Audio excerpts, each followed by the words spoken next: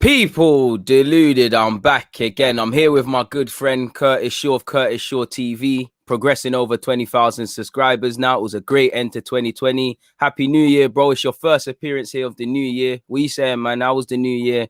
Yeah, I hope you're in good spirits and your family as well. Yeah, good, man. Appreciate the shout out, bro. Obviously, congrats to you, 30K as well. We're moving in the right direction. You know, we always talk off camera. It's just about progression, isn't it? And keeping a good community of people around you. So always a pleasure to come on, man. Big up everyone in the comments as well. Fam, I appreciate that, man. And it's lovely to have you here because we've got a lot to discuss. And I really appreciate how you look at things with open minds. Like, you can have an opinion, be it on the manager, on the player. You're always open to being proven wrong. And you're always open to, you know, people changing your mind. And I feel that's in today's day and age, that's a rarity, because many people, what they thought in 2010, in 2020, it's got to be the same thing. People, make sure you're hitting the like button. We're about to get into it. And I can just see Lemon has said, wow, an early dislike from a hater. Well, that's a sign of Deluded making good movements. Dislikes gets you noticed too.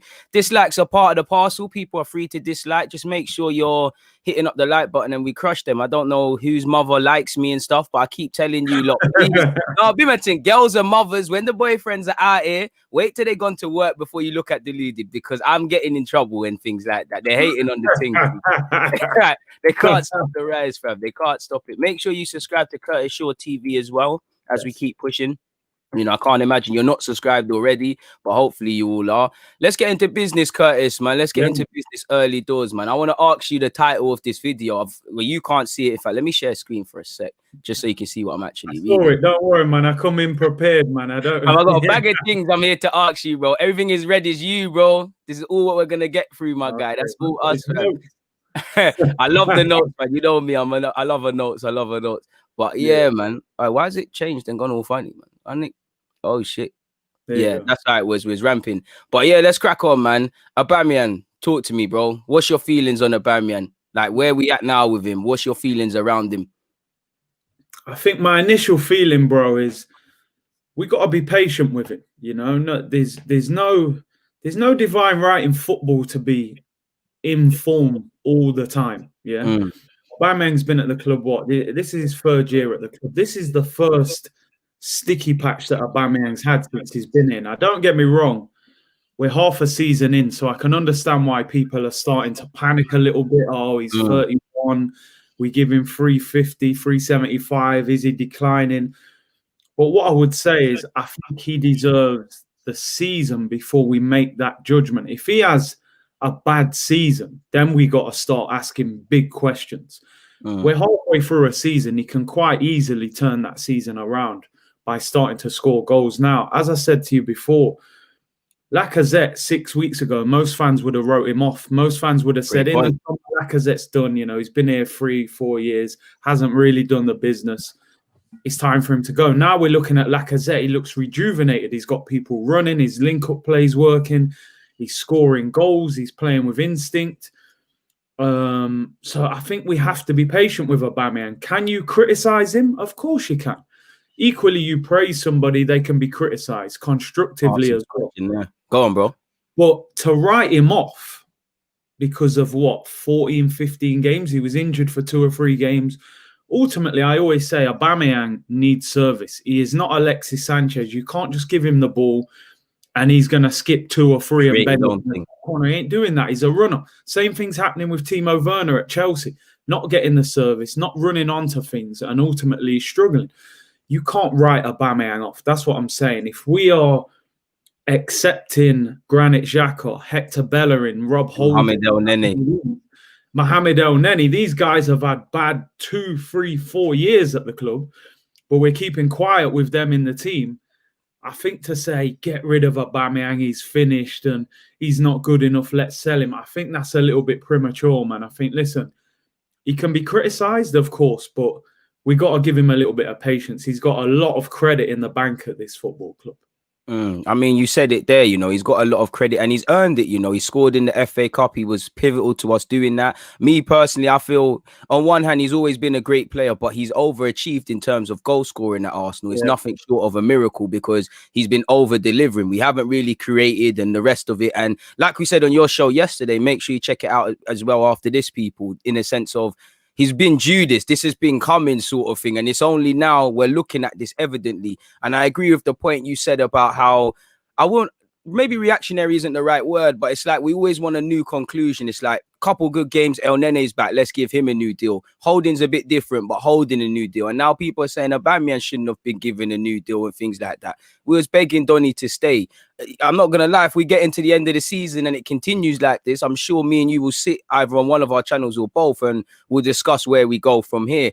Where do you think we go from here? To play devil's advocate, like I think he's gonna turn it around, but at the same time, if he doesn't, if we go to the end of the season, let's say what he's got 10 goals, 7 to 10 goals in the league, however many in all comps.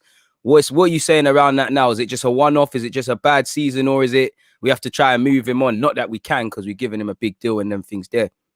Yeah, I mean, listen, I always thought naturally with Aubameyang at 31 signing a 3-year contract, there's going to be a point in time he becomes a squad player. I can't imagine Aubameyang at 33, 34 still ripping down this league. And like you said, the big thing you said there, he has overachieved at this football club. Like the fact he's won a golden boot, and then last year I think he was only 1 goal off it.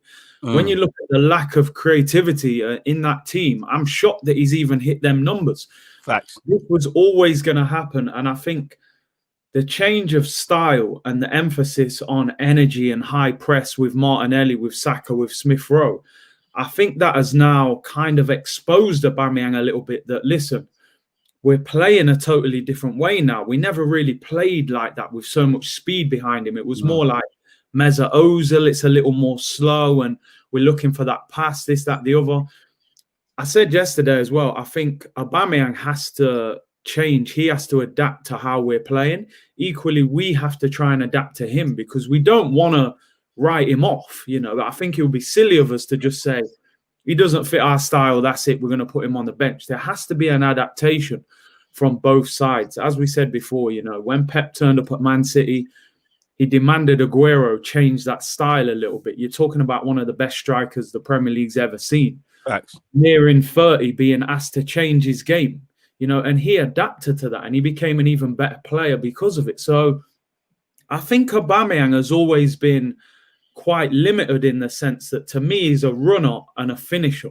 He's That's not it. a great, you know what I mean? He's not a great link-up man. He's not going to hold the ball up and dribble past 4 or 5 players. He's a runner. So I think we have to understand where we're going as a team and try and help him because Leicester build around Jamie Vardy. That gets the best out of him. We have tailor to his age as well. Play to his needs and cater to the fact of his age. So I think at the moment, as I said, though, I'm being honest, if we were playing Man City, Man United or whoever this weekend, if I'm picking my strongest 11 right now, Aubameyang is on the bench right now. I'm not saying he doesn't get back in the team, but right now with that system, with those 3 youngsters, I think Lacazette is the perfect link man for them. So listen, he's hit a bad patch, but I'm sure he can turn it around, man. He's got the quality. And that's what I'm saying. I hope he can turn it around. I think he can. Like you said, I think he's got the quality. You don't become a bad player overnight. I agree with everything you said. You know, the main thing about adapting and tailoring his game. For me, as an Arsenal fan, we need to understand, you know, I'm not comparing him to Ronaldo or anything like that, but the way Ronaldo plays now to how he plays maybe 5 years ago is different. And the team recognized that. I think when we gave Aubameyang a new deal, we had to kind of consider that, you know, maybe we're running him into the ground, playing him left wing. The fact that he's always fit and playing all of these games. In one hand, we said, you know, he's come from Italy. They look after themselves. That's testament to Aubameyang. But one has to wonder how much of that running has actually ran him into the ground. I do think a lot of it is down to tactics. But then when I look at it, I have to look at Aubameyang and some of the chances he's missed. I can't explain them, bro. So, like, when you look at the chances he's missed, what have you made of him? Because he sounds like he's thinking too much. And when you say adapt, I know what you mean. But for those of you listening, what would you mean in terms of specifically how he can adapt or we can adapt to him? I mean, I think first of all, Arsenal, when I see us play, I don't think we're quick in the attack. I don't think we just get the ball and bang, chances get created. It's been more build-up and slower build-up. Recently, it's become quicker with those 3 running. I think you saw in that Brighton game, that was the game where I thought with Aubameyang, do you know what, bro? You should have scored that. You know, the one where Saka put it across, he hits it straight at the keeper. Yeah, he should have grabbed it. A couple minutes later where he tries to bend it in the far corner. I think as a striker, when you're naturally just scoring, and then you hit a spell, we were looking at yesterday. I don't think Aubameyang has had a spell like this for about 5 years. Not for a minute, not since he's gone up a level and become that sort of Borussia Dortmund Aubameyang and things like that. Yeah, so he's naturally second guessing himself. You can see Aubameyang now, he's not playing with a smile on his face. You know, it looks like he's a lot more serious. He knows now that things aren't working for him. In terms of the adaptation, I'm talking about, can he link up play with his back to goal? If you're not getting that service all the time, people say, how good is Aubameyang when he doesn't score? And that's what I think he's got to look at within his own game now. When Aubameyang doesn't score, people often say, oh, Aubameyang didn't play that well today. You know, and I think he's got to add that to his game. You know what? Maybe I won't score today, but maybe my pass will get Martinelli the goal, or maybe my run will create the space for Saka. So I think he's got to start looking at the team a little bit. Equally with the team, you made a great point there. Ronaldo, 5 years ago, Real Madrid would give him the ball. He run past through the whole team, and At Juventus, he lives around the penalty area. They've recognised that. So they're doing the running. They're creating the chances early for him. So I think if Aubameyang is going to play and we play him through the middle, we have to provide him with service quicker and get people around him quicker. So as I said, it's an adaptation to both. And, you know, it's going to be a testing time for him at 31. Can he adapt? That's the question of it. Me personally, I feel he can. Like, I personally feel Arteta doesn't rate a striker like that in our team. I think he acknowledges Lacazette's qualities and what he brings. I think he likes Aubameyang, but he has some concerns about him through the middle. I think he somewhat likes what Eddie can come with, but for obvious reasons, he doesn't rate him. But for me, as a club, as a manager, again, I'm not excusing Aubameyang because, you know, if you're not in good form, we can talk about tactics and things. You need to blame yourself and what you're not doing. Does he need to go back to basics? Maybe. But at the same time, I do feel like it can hit off for him. I'm playing through the middle. When I see Saka and Martinelli and players like that, you know, I'm not saying we're going to be a counter-attacking team, but we can play quick football. And I feel Aubameyang can be central to that. Like, I'm not going to lie, previously, obviously we've turned it around collectively as a side, but the Brighton game, our last game against West Brom, sorry, not Brighton, it was a bit different for me because, he was playing left wing. He should have scored. You don't want to see Aubameyang crossing, but typically in his last few games, I've seen him be a shadow of his former self, like he's hidden, he's not shown anything. And in that game, I think he did everything right apart from scoring. I don't think he was man of the match. I don't think he was amazing, but I did feel there was a turnaround. In the 70th minute, there's a lot of talk with fans, as you've probably seen on your channel. Man are talking about body language. Listen, man can't call Aubameyang not a team player. He is. There's evidence on the field. There's evidence off it. You don't tell a man who's 31 doesn't go left wing willy-nilly if he's not a team player. But at the same time, I do think I just think it's a case of going back to basics. I feel in the 70th minute, he looked like he's thinking too much about scoring, and I don't blame him because I would have liked Pepe to come off the bench and score. Yeah. Hell, I'm seeing Willian hit the target. I felt it could have been a game where people could have got their confidence, and I think Aubameyang kind of knew that it's like, if I can't score today, it's kind of peak for me. And I have to wonder, as a football club, now, I always say the minute Aubameyang signed the new deal, we should have been looking for a next striker because him and Lacazette are not the not the youngest. We need to learn from hindsight and apply for foresight. If Lacazette does sign a new deal, which we'll get onto, you run the risk of having him on the decline, Aubameyang on the decline. You've technically fucked up and got Willian as well beyond the others. Surely the club had to consider that, you know, maybe if you don't want to say necessarily decline, that Aubameyang's way of playing will change, and what we're doing with him isn't sustainable, and tailor it to that, because you'd imagine out of the 3-year deal, maybe 1.5, 2 superb seasons, and then gradually you look to phase him out. Hopefully other players step in, whether that's Martinelli stepping up, whether that's another young player like Balogun or somebody sourced in. Do you know what? I would say I'm not sure Arteta is fully convinced by any striker at Arsenal. If I really look at the decisions that he's made over time, he's preferably played Aubameyang on the left. He played him through the middle for a couple of games, then he was back on the left again. We've seen Lacazette in and out of the team. At one stage, it was kind of like he was trying to phase Eddie and Nketiah in ahead of him. So I do think playing him on the left has maybe burnt out them legs a little bit. I think at 31, if you're a natural striker, I know Aubameyang has played wide, younger in his career, but at 31 now, does he really want to be playing left wing? Ultimately, we've been a team that's struggling as well. When your team is struggling, naturally you're defending a lot more. We've been to games where Aubameyang's almost at left back defending that deep. So I think, people saying there, Lacazette's kind of flavour of the month at the moment. So we're singing Lacazette's praises, which I get. It doesn't mean, I'm not saying Lacazette is better than Aubameyang, because I don't think he is. I just think sometimes you don't actually pick the best 11 players to have the best team sometimes. It's what actually works best for the system. So I think at the moment, I'm talking right now, if we were playing a huge game this weekend, I think you would pick Lacazette over Aubameyang through the middle just because of the way he's connecting things with those three runners behind him. And ultimately, those three have changed how we're playing at the moment. Now, you're talking about, planning and moving forward. We're going to touch on Lacazette, of course, in a little while. Yeah, go through, man. Have two strikers on big wages in their 30s, I think, I don't think that's the right way to go if we're trying to be a forward-thinking club. That's where they're going to have a big decision with Lacazette. If Lacazette finishes this season well, what do you do in the summer? But can we move Martinelli central? Could he be the long-term striker? Eddie and Nketiah, for me at the moment, I would say he's not good enough.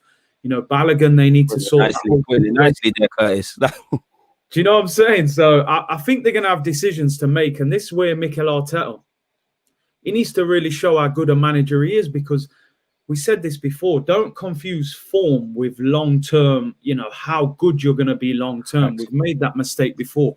El Neni has a great game at Old Trafford, our new contract, and Granit Xhaka scores a free kick, suddenly he's the answer, and then he goes back to normal. So, listen, I think it's what's working right now is not necessarily what's going to work long-term. So, we're going to see a lot between now and the end of the season. Has Lacazette hit a little golden patch, or can he continue doing it week after week? That's where we're going to find out. And you're right in that regards. And that takes me to Lacazette. Turkish, I see you in the comments. Big up Turkish as well. You're free to come on. Stop hiding. You're moving like Mesut Ozil. But moving on to Lacazette, I'm trying to goad him out. Big up Turkish. But you made a great point, and that's what I feel. I feel fans, they get too gassed off form. Not that you shouldn't, but I feel what I describe as hot and cold. Lacazette is a hot and cold player. He's not a consistent goal scorer. Man are gonna kill me for this, but Lacazette's problem is not, the pressing, the winning the ball back in the final third, the dropping deep, all the things Lacazette does. That's fantastic. But at the end of the day, he doesn't score enough. And you've seen Lacazette, like you said, 5 or 6 goals. 5 or 6 games ago, you saw him look when he's trying to strike the ball, he's miskicking it, he's headering it where he shouldn't. People underestimate what confidence can do. And, Lacazette, he'll go through these periods where he'll score 5-6 games in a row, and then he'll go on the next one. And then what happens when he's not performing? I think people get gassed off the form. When you look at Bellerin, you look at Xhaka, you look at El Nene, you look at Lacazette, there's only a few certain 30 players in our team that whether we win, lose or draw or whatever, they're gonna play to a certain standard. And for me, off the top of my head, that's Gabriel and Partey, that's Bukayo Saka, that's Kieran Tierney. Who are I might even be missing Martinelli. I might be missing a couple other young G's as well. I think fans are drawing too much conclusions. Like, we'll get onto it, but I've seen too much.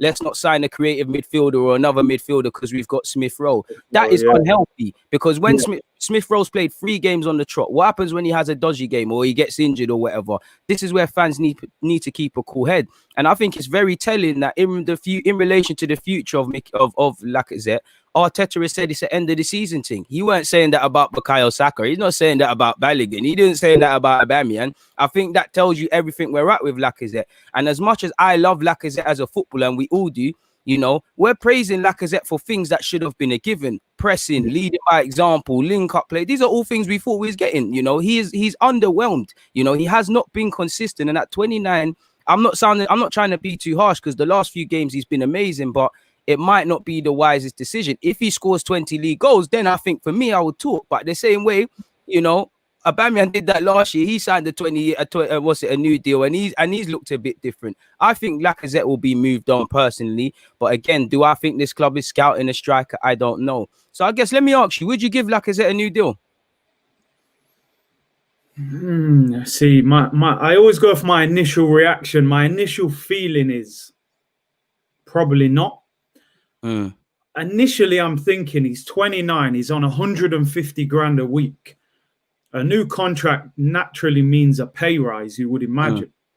Am I giving Lacazette at 29 years of age more than 150 grand a week?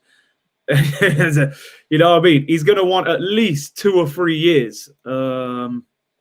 Minimum. No, I mean, listen, if he finished this season like a house on fire, you know, let's say this form at the moment, he continued it till the end of the season.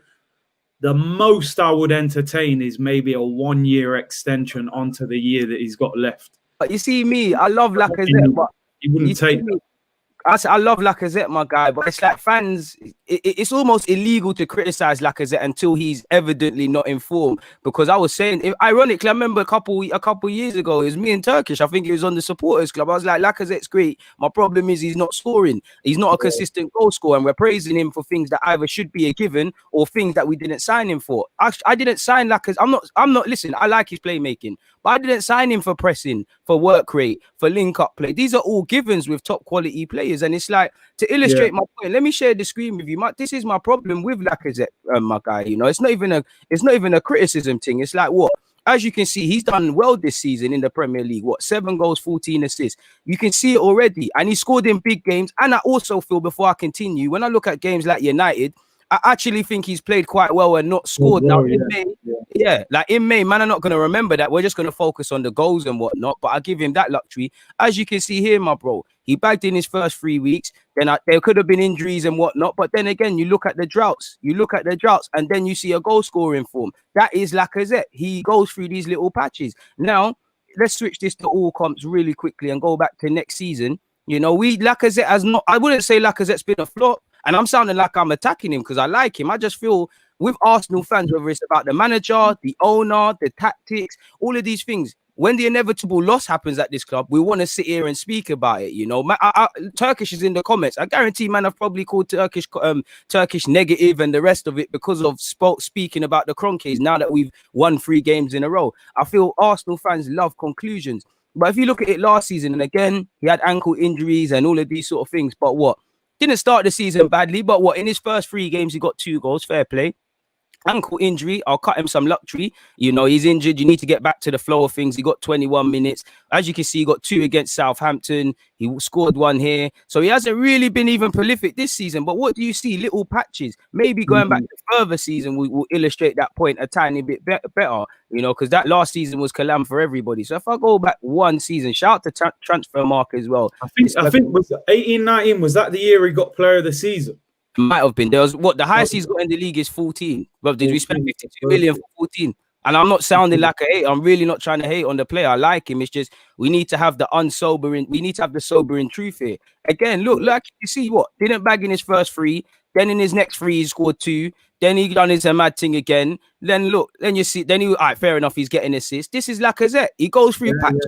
You can see purple patches. Can you not, bro? And then look, you know, if that's what we're signing Lacazette for, then fair play. But my problem is what happens if we don't get the Lacazette that we think we're getting still? What happens if we're stuck with him? Because for me, what it is Willian. Now, what I swear, all the man them go in 2021, there's 600,000 shaved. So we might look at it for Lacazette, but I think there's more chance of him actually running down his deal. To be fair with you, really and truly, I think I look at Lacazette and I would say, if I had to make a conclusion, I would say he's been a flop. Not completely, like, you know, we've seen, like you said, purple patches of him, but ultimately we got rid of Giroud because Giroud could never quite get us to that title. He did the same thing where, you know, he went 15 games without scoring once. That tells you everything. I remember when we signed Lacazette, I was excited. I'd seen all these goals in the French league. I thought he was quick. You know, he came to the Premier. I think he scored 30-something goals the year we signed him from Lyon in all competitions. Yeah, the mad. I don't know how many in the league, but 37.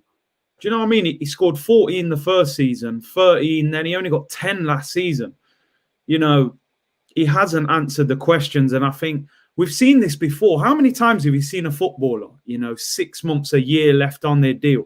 Oh, Willian at Chelsea last year, like they start firing, So they know, like, yo, I got mortgages to pay, bro. I better start sorting myself out. So I think with Lacazette, we can't get caught up in the form too much. Like, Aubameyang's on over 300k. Lacazette's nearly 30. I think use this form to get more money for him at the end of the day. If he keeps banging goals, I know Leon were talking about bringing him back because I see Memphis Depay hasn't signed a contract. I think if you could get him out for 25, 30 million to Leon with a year left on his deal. But what my issue is with Arsenal, I want to see a striker bought in, a younger striker. And there aren't many good strikers out there, so they're going to have to find someone. That's what I'm getting on scouting, bro. On Aubameyang. That's where I have to get on. That's why I have to get onto scouting because, like, with all due respect to Aubameyang, like, man knew about Aubameyang. He was at AC Milan, St. Etienne, all of these things, but there wasn't a point where guys weren't rating Aubameyang like that. Dortmund saw something in Donny. So for me, that's where I'm getting at my club for foresight because it was, it was for a season. It was will Aubameyang stay? Won't he? It was gas that he signed the deal, won the FA Cup. But for me, you should be looking for a new striker the minute Aubameyang signs a new deal because that's a 3-year period. We should be having a name on the whiteboard and saying, all right, cool. Martinelli right now is doing up left wing. We see him as a striker. Balogun this, Eddie this, and then have a list of, 10 targets from all over the world who are ready to step up or you're going to monitor them. Because I feel scouting is a process. You don't just look at a man for 6 months and buy one. There's something that I like what I see, but you might not be ready right now. And even with Lacazette, we were half-hearted for a number of years with Lacazette, and lo and behold, so I don't think there's foresight. And when you look around the side, are you confident? Because David Luiz is gone, but David Luiz isn't the youngest. You've given Willian a 3-year deal. You've brought in Socrates. Aubameyang's not getting on a bit, and the way he is in right now, it looks a bit shaky. Do you feel there's an imbalance between the young players and the old players in that there's not really a lot of mid-range players? Like I'd say Marie's one, Tierney's more, I guess, the young side being in his early 20s, but I'd say he's one. We ain't really got a centre half that's that mid-age range, excluding Marie. So do you think there's an imbalance potentially? Yeah, there could be because they're either very young or they're getting old. And like you said, we need them players in the mid-20s who are kind of at their peak and, helping these younger players come through. But ultimately, players in their mid-20s are more expensive. And that's what I think we've seen over the years at Arsenal. We've gone for a lot of bargain hunting. Like, Socrates was kind of washed up when we signed him anyway. So I think we love being kind, bro. Washed up's being nice, to man. That's being nice. For me, I've do you know what? I've wrote down three. See, I come prepared. I wrote down 3 strikers. I wrote down 3 potential strikers here that we could look at in the summer. Roll them off. I see people saying Haaland. I don't think that's realistic, though. I think he'll go somewhere beyond. You have to buy them, man, when they're in Norway. That one there's a myth. Yeah, you got to get them out of the mountains, fam. I'm telling you. Leeds. So I'm saying Memphis Depay out a contract in the summer. I know he could be going Barcelona. Just throwing it out there as a potential. Obviously, Odsonne Edouard. Celtic are probably not going to win the league, so you might get him cheaper than you would have got him before. How good is he? I'm not sure. It's always a risk coming from Scotland, but he's highly rated. And the other one, Danny Ings, bro. Like, I genuinely feel like there's a certain snobbery sometimes, and we all kind of do it. It's not a glamorous name. It's Danny. Laugh at Mane, bro. You know what I mean? He plays. I watched Danny Ings' goal last night. I'm like, yo, do you know what, bro? If he was doing this in Spain or France, you'd be talking mad peas for him, bro. But I know people talk about what he did at Liverpool. It didn't kind of work, but I think he's somebody you got to look at. I suppose the problem with Ings being English, being in the Prem, he's going to come at a premium. He's going to cost, I reckon he'd cost over 40 million, So people saying Depay, obviously Depay's not an out-and-out striker as such, but, on a free, obviously if you've got other names, put them in there. I don't think Haaland is realistic. He's got a 60 million release clause. I see Real Madrid, big clubs being linked with him. So, but yeah, well, what do you reckon? Who would you look at to replace Lacazette? I like the Edouard done. Really, there's not really a glaring task. I'm starting to feel, and I was gonna go on to this. I feel personally, if you had the striker, I feel Arteta wants a striker who can either do what Lacazette does and score and come with 20 league goals, or do what Aubameyang brings to the table, but better general play. I think if he's able to find that, I think he'll be cool with one top striker like that. A man, let's just say Lacazette, a man that could be a plan B, just, you know, he's not going to score goals, but he can slot in and do his thing. I actually feel more open to go for a goal scoring winger. And I must admit, I'm more intrigued to that really and truly, because as much as I'm happy with Aubameyang and Lacazette generally in their contributions at this football club, for a number of years, we haven't really had consistent balance with those. Like, I remember a lot of people were gassing up our front three where, you know, I can't remember who the winger was. It might have even been Pepe, but primarily Lacazette and Aubameyang. And people didn't really look at it as two strikers and a winger. It's not really like Liverpool's one where they all kind of fit into the system. So I think if Martinelli can be molded into that, for me, Alexis Sanchez false nine, I think he'll go for a winger. I think that we're missing a trick there, because we ain't really got goal scoring wingers like that. Like Saka and Martinelli, they're doing their thing, but we ain't really got that. And you look at some of the other clubs, you know, I know Rashford's probably a striker, but he's scoring goals from a wide area, and you know, City's got a lot of them, and Liverpool the same. So I think he'd go for that. I'm not gonna lie though. For me personally, the priority is central midfield, bro. Priority, I can't not look past centre midfield, personally. It has to be. Our midfield is glaringly weak. You know, you take out Thomas Partey out of our midfield, I would go as far to say it's the bottom half of the table midfield. Championship, Championship. They could play for Brighton. They could play for West Brom. You wouldn't even look at them. They're not playing for them, man. They're not playing for them, man. They're not. I don't think there's another team in England Xhaka plays for, because no one's going to persist with him. Like, with all due respect to Xhaka, I don't think he's a bad player. I just think he's an imbalanced guy in this team. He's one of them. You know, we have to shut up about him. He's been superb in his last 3 games, but the minute he isn't, I can't say we're not surprised. I think we have championship options in midfield. Like, with all due respect to Partey, and this is why I said we need a squad, because if Partey's not fit, it's a myth. You just said it with El Nene. You know, he's revealing his true self. Ceballos is coming out today and saying, I want to go back to Real Madrid. So I have to question that mentality. It's like, do you think we need one midfielder or two? Would it be sensible to try and bring one in Jan and then go heavy for a next one in the summer? What you've just said there is exactly what I agree with. I think get one in now and then go for the bigger one in the summer. Like you said before, I think we need the 6 and the 8. Probably we'll get the 8 in this window. We're being linked with, you know, Brandt and Buendia, the creative players. I think Aouar is the one they want, but I don't think they can get him. You know, Lyon are top of the French league. There's no reason for him to leave. Like we said yesterday, Basuma. I think if you put someone like Basuma next to Thomas Partey, because I think Thomas Partey is a lot more than a DM. I think you saw in that Man United team, nutmegging Fred. So he needs someone who can say, "You go, I'll protect." You know, and then imagine if we had like Basuma, you know, Partey and maybe a Buendia or something like that. You know, I think we're a different team then. You know, we've got real balance.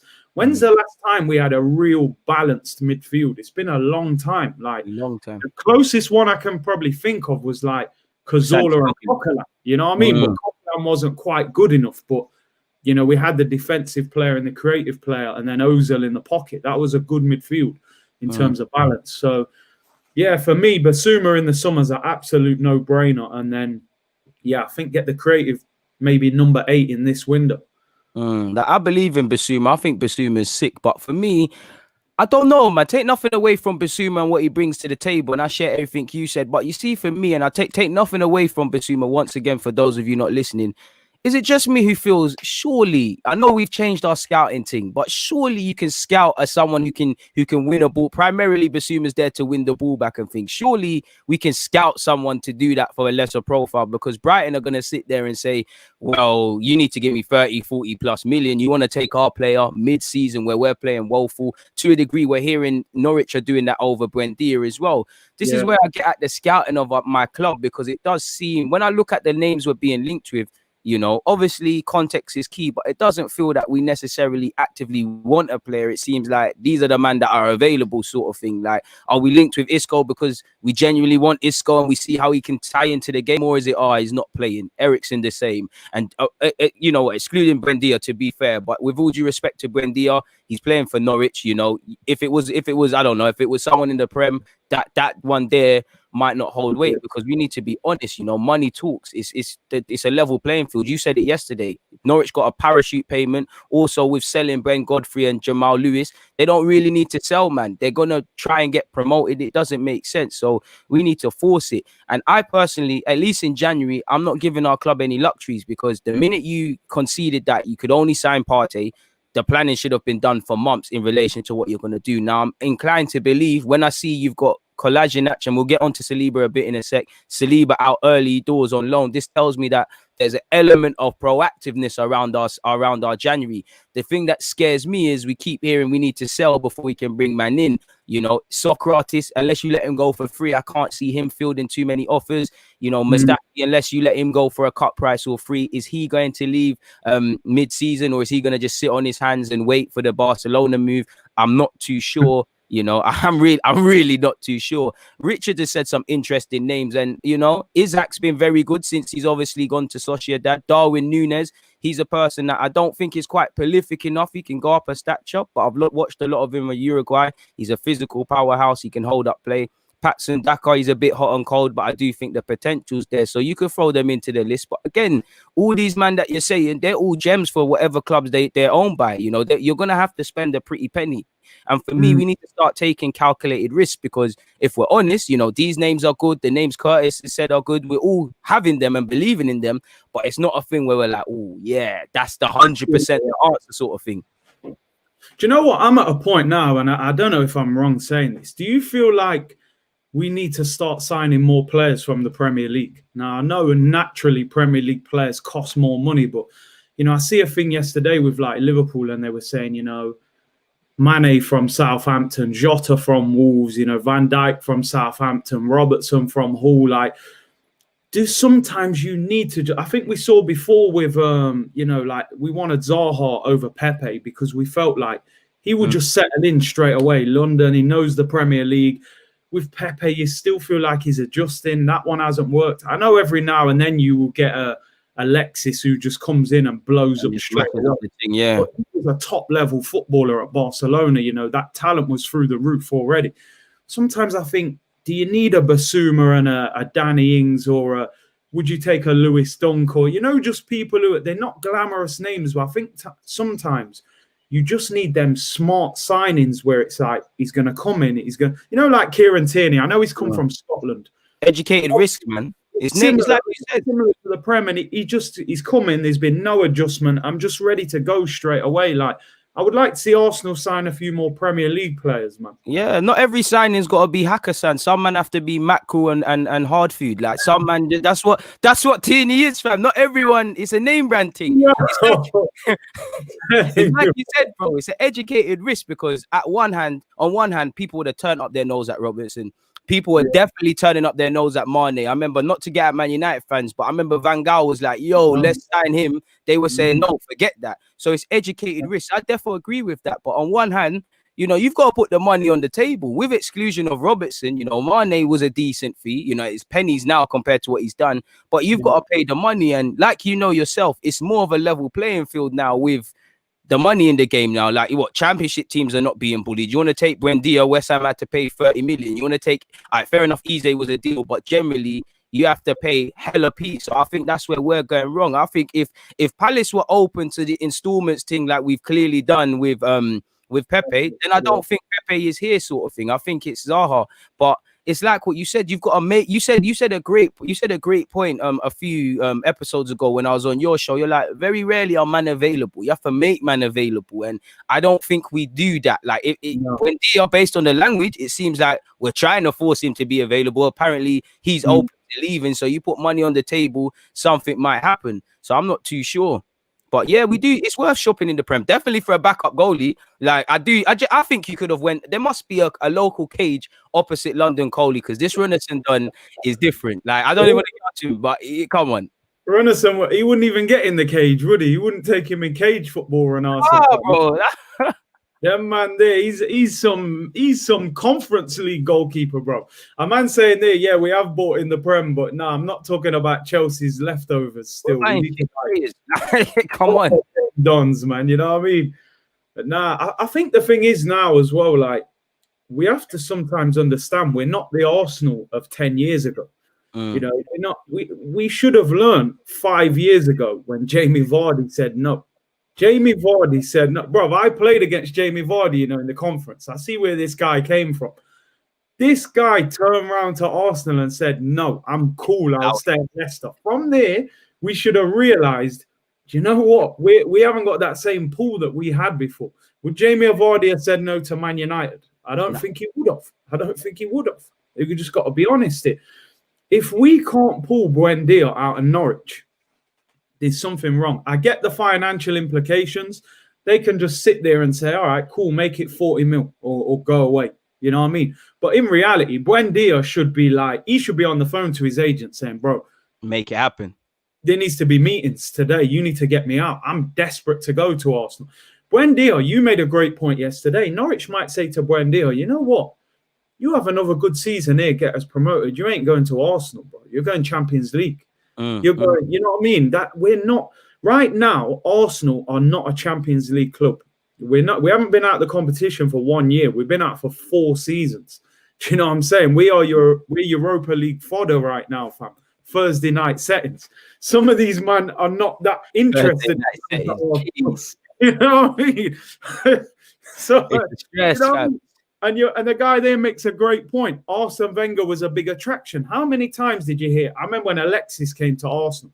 He said, yo, Wenger spoke to me at the World Cup. My brother Wenger. He said, yo, friggin' Wenger rang me and spoke fluent German. You know, Wenger. Yeah. Wenger Wenger must be sick. Imagine being a footballer and Wenger chatting to you. Make you feel like you're the best ever. His own language. You don't even know he speaks that language. Wenger, man, Wenger's close, and this is a thing. Like, no disrespect, can Mikel Arteta close out deals, fam? Like, if Mikel Arteta rings you, you could be like, "Yo, Mikel, who? Arteta? Oh yeah, that Everton Donny from back in the day." Yeah? Let me play devil's advocate with you quick because of what you said. Sorry to cut you off, but it's like it kind of ties into this, and I want to answer this separately. But it's like when you see Saka sign it, fair enough, Saka's a young G, but you know there was Liverpool moves. You know, Aubameyang, we'll never know if there was really offers, but he's stayed. You know, Gabriel, there's been offers from others. He's come to us. Partey, and I know a bit of it is probably PR, probably a lot of it is rehearsed, but they've all mentioned Arteta. So can he? There must be. Do you think there's something he's saying to tempt players, or is it just PR? I look at Arteta like, I think, you know, like that salesman that stops you in a shopping centre and you're like, no, I'm cool, man, I'm cool. And you speak to him for 5 minutes and next minute you think, oh, you know what, maybe I do need to buy new windows still. Like, I'm convinced your windows are letting all the heat out. Like, I feel like Arteta's a PR salesman, man. He's selling these man the dream, you know. I've learned, imagine what he's telling them, man. Like, yeah, man, I coached under Pep, like, I know that I've got the secrets, man. I know Pep's secrets. You know what I'm saying? Like, but then when you get there, the reality is they've put the same windows in that you had anyway, and you've spent $5,000. You know what I mean? And now you're struggling. I feel like selling these man the dream with Gabriel. Look, I always feel like we can pull a player away from Napoli. We've done it a few times. Like we took Pepe from them, Torreira from them. They wanted Leno as well. Now, innit? Like for that one, you know what I mean? Ultimately, like. It's London. It's the Premier League. We pay massive wages as well. Like, we pay big wages at Arsenal. Like, Thomas Partey's 27. He's at Atletico. He got more than double the wage to come to Arsenal, bro. You know what I mean? He's been at Atletico. He's seen, you know, he's done his thing there. I think to me, and I've said this before, there's 2 reasons you go to Arsenal. Number one, as a stepping stone, as disrespectful as that might sound, but I think this is the truth. Like, Gabriel probably thought, you know what? I go to Arsenal. I'm starting every week. I'm in the Prem. It's massive profile, bigger than me going Napoli and playing in Italy. I'll become a Brazilian international playing for Arsenal. And in 2 or 3 years, maybe you go to Real Madrid and replace Ramos, or you go and replace Piqué at Barcelona. Thomas Partey's close to 30, really, nearly 28. he probably looked at it and thought, do you know what? I'm trying to get paid now still. I'm trying to make peas out of this game. Atletico, I believe he was on 60, 70 grand a week. He's got more than double that to come to Arsenal. He knows Arsenal are not as good as Atletico. He's come here to pick up his bread, man. London's probably an easier city for him to live in, multicultural, big money, where people aren't coming to us no more because we're the giant Arsenal and Thierry Henry and Vieira. You go in there to either get paid or to move on to bigger things in a few years. Look like one of the non-duds in a team full of poor players. I fully agree with that. It's like we spoke about on your channel. It's got to the point I have to question players' mentality signing for this. On one hand, I still think Mikel Arteta can persuade people. I still think it's a big club to play for. I still think there's enough typical reasons we'd all look to as Arsenal fans. But on the other hand, I look at it and I say it's two reasons. You're coming here to coast. When I look at someone like Willian, even Willian, I'm not even trying to be disrespectful and say he's not trying to play, but that screams comfortability or whatever the word is. He's way too comfortable. Or you look at it as man are just coming here to, like you said, to just boost their profile and things. And it's got to that point. Maybe we need to use that as an example, because I said for Aouar and Szoboszlai, when we were linked with them, that's one carrot we can sell them in, that they might not be Champions League, but you're going to play a regular basis. We understand we're not Real Madrid or Barcelona, so that move is going to happen really and truly. So I'm starting to think, is that what we need to do? Because we're in a bit of a tough situation. We need to get rid of players and free up the financial structure. We can't really do the Borussia Dortmund thing because on the best of days, there's work permit issues in England, more so now with this Brexit thing. Are we going to do what Chelsea do in that they get a little Vitesse and do things like that? Even when we used to even have the Belgian links, we used to send man to Belgium. Yeah. We don't do things like that. So it's like, my problem with Arsenal is, on one hand, I could talk about the coaching until I'm blue in the face and all of these things, they're all valid, but I don't really see what we're trying to do in terms of recruitment, and I don't see a proactiveness. So that's why I don't really see it happening here. Like these lot are saying, I don't want to be the guy. I don't want to assume Willian's, not trying to play well, but it doesn't look good. Playing every week, got the agent's business, got his boys at this club, and the restaurant. It's like, where do you see Willian? Where do you see Willian? Because he came off the bench, he's injured. He came off the bench. Where do you see Willian and Pepe now? Because I think it was pretty telling Pepe got no minutes as well. Twice Pepe's got no minutes. I think for me, Willian should be no more than a squad player at Arsenal. And I'm not being disrespectful to him because there's no doubt he's got talent. We used to see summer after summer, Sky Sports News, Barcelona bid rejected for Willian. Every year, Man United tried to buy him when Mourinho was there. Statistically, he had his best season last season for Chelsea, 9 goals, 7 assists, more than what our wingers did in terms of Pepe. I just think if we brought him here as a squad player who can occasionally play on the right, maybe play in the 10 sometimes, you play him Europa League, you bring him on for 20, 30 minutes, I don't think we would be hammering him with criticism because the expectation would have been lower. Because we're playing him week after week after week, man goes Dubai, doing up Salt Bay, comes back, non-negotiables go out the window for Willian. Don't make no sense no more. Don't make no sense. Because he's playing every week and we're kind of like, yo, what's this brother playing every week for? Like, so we're all just getting vexed with him. Like, it's getting to a point with Willian within the fan base where it's getting toxic, where he almost can't do anything right. Like, even if he comes on and does something half decent, the fans are just like, nah, man, Willian, Chelsea, he's a double agent fan. We don't even want him. So I think Arteta's got to be careful how he manages Willian. If he keeps playing him, I think it's going to get worse and worse amongst the fan base. In terms of Pepe, I'm at the point now where I'm thinking, I just don't think Arteta likes him or rates him, or maybe the kind of work rate and the attitude. There's no real connection there, in my opinion. We have got 6 months until the end of the season. I hope he gets another opportunity to get a run in the team.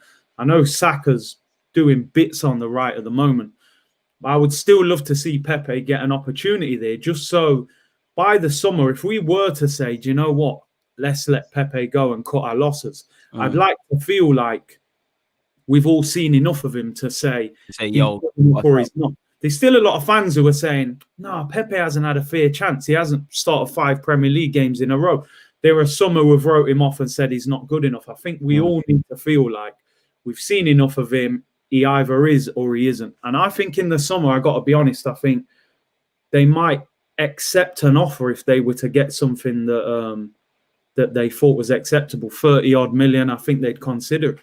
And I agree, bro. I fully agree. I think when I look at Pepe, it's a bit complicated for me to discuss my thoughts because on one hand, I do think he, you know, Willian, one thing I hate is that, you know, if you get given a chance, like Pepe has been thrown in on a couple of occasions in one game and he's not done the job, you can't complain if you're not playing. But there is something to be said in getting a run of games and performing. So on one hand, I do think we don't play to his strengths. I do think he isn't given a fair chance. I do think Arteta is playing favourites. I do think Arteta doesn't rate him.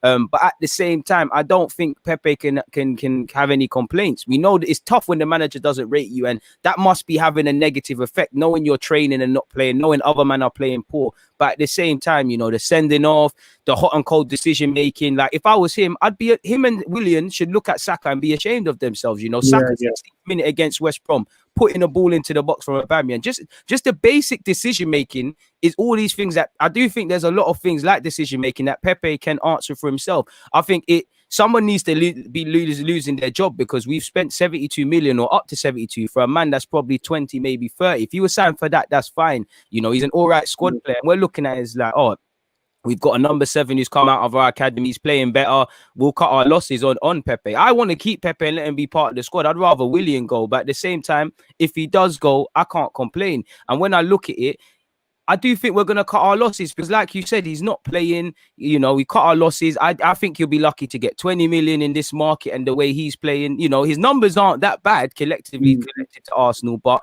I just feel they'll take his losses. And my thing would then be this, you know, you're going to take a 20 million pound loss on, a 50 million pound loss if you sold him for 20. You're going to have to bring in another winger because there's a depth issue there. And also spend money based on, let's just say we did go for Aouar, that's 50 million. You bring in that Basuma number 6. I'll be kind and say, do your scouting business. Maybe that's a 6 million. So maybe it's just too much. And I do think one thing I like about Arteta is that sometimes his decision making is questionable. Like there's no defending Willian and Xhaka and these guys playing.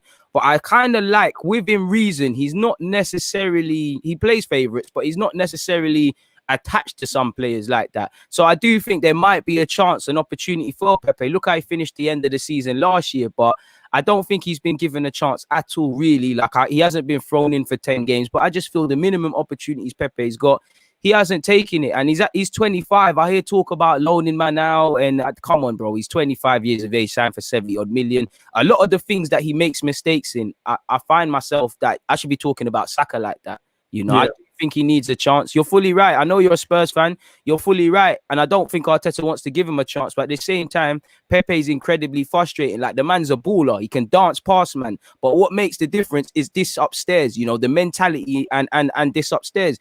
I don't get the vibe that Pepe, for me, Pepe's a bit too nice. I do think he needs an arm around him. I don't think he's demanding enough of his players. And I just feel he accepts his fate. Even Aubameyang to a degree, I think he's accepted his fate. I like players who, when I look like Leeds away, when we're not doing well, Saka and Tini standing up, like if we are going to lose or drop points, I'm making sure I do my own. I think Pepe curls into a ball, and I think he needs to be a bit more like Thierry Henry in the sense of Thierry Henry was a big personality away from his ability. I'm not comparing the two, but he demanded a lot of himself and he demanded a lot of his teammates. I feel Pepe accepts things. I feel Pepe complicates games. I don't think he's cerebral enough. Like he plays on instinct. He's very reactive. You look at Saka, very calculated. You know, he's passing the ball for a reason. He's putting balls into the area for a reason. It's like, if we do sell Pepe, do we bring in another winger or should we just double down on the striker? No, I think we would need another winger. I think when you look at Pepe, I think number one, he wasn't a £72 million player. I think we can all agree on that. That was Raul Sanelli FC. You know, Raul got paid out of that deal. Ultimately, that's why he left the club. As you said, Pepe was what, a 30 million, 35 million pound winger. We bought him on the hype. He'd had one big year in the French league, not even at one of the top French clubs. And we bought him on a hype because the deal was, you know, the payments were structured around us and it worked for us. What I would say, I don't think Pepe has had enough of a consistent run in the team. However, how many games can you look back at and say, that game was Pepe? Do you know what I mean? Pepe, handful. He ran that game. You're not going to find many. Even now, I can think, Saka. destroyed that game. Martinelli, Every other game the man's played in. Running past Kante, Aubameyang, countless games. I can't even remember enough moments with Pepe. So he's had enough opportunities to produce moments. That's the very least I would say. So we've got a difficult. Someone said there we've got a headache with Pepe because I look at it like this. Pepe 25. He's on 120 grand a week. Yeah. What club is going to buy him? If you're selling him back to France, PSG, I don't think are coming anywhere near. You're sending him back to Lyon on loan. That's what you can do. Lille are not paying 120 because they don't. But yeah, you're sending him back to Lille, and you might say, "Listen, can we just stop paying you the rest of that 70 mil or something?" Like, it's a bad deal. We might be better off just keeping him and trying to work with him. I don't know. I think he'll be difficult to sell. Pepe, I just think, I had Kevin Campbell on the other day, and he just said, sometimes players do not have that mentality to be winners. Like you can. I don't think Pepe has that right now. You know what I mean? You can be a talented footballer. I think Pepe's got talent. I don't see a guy that's desperate to become a top footballer. And that's what I mean about being more like Henry. The penny needs to drop for him. Like his own dad said when he signed for the club. I do think Pepe, he was a bit overruled as you would be as a player. Yeah. You come into it at the London lifestyle. He's my age, so he's 25. But there's a lot to consider.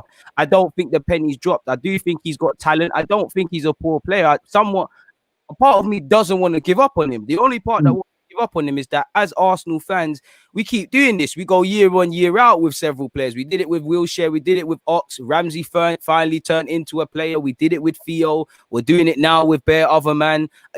Sometimes you have to nip things in the bud. Sometimes Pepe might go somewhere else and the penny might drop. Sometimes that happens. Hindsight's a good thing. We overpaid. And when I look at Pepe's numbers, he's not the worst. He's played 62 times and he's got 13 goals, 13 assists.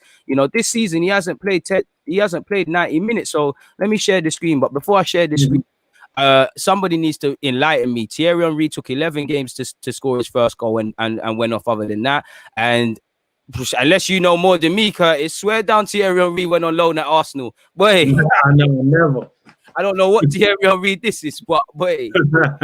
Maybe it's not about Henry Lansbury or something. Yeah, bro. I don't know what Henry that is that went on loan for Arsenal. Yeah. But fair play.